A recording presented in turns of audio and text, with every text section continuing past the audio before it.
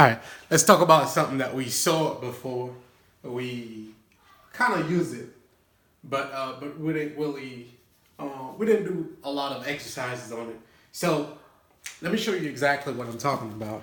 And it's an easy way to solve for equation if you have them. So it says for all real numbers, x such that x is different than 0, 4/5 plus 7 over x is equal to a simple stuff.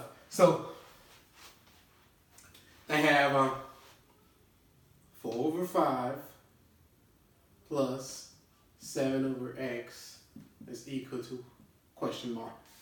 This is the easiest way. We're gonna be the easiest way to solve for a fraction, and this is probably gonna take a few seconds. So watch. So when you have 4 over 5 plus 7 over x, what you do is, like we said before, is this one times this one plus, you use the sign in the middle, this one times this one divided by this one times this one. And that's all you do. 4 times x, 4x, plus 7 times 5, 35, divided by 5 times x, 5x.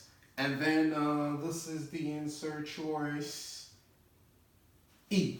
This is the answer choice E here. E, as you can see. And this is probably the easiest way to solve this problem, I tell you. And if you go about it the other ways, you probably take you a long time to solve it.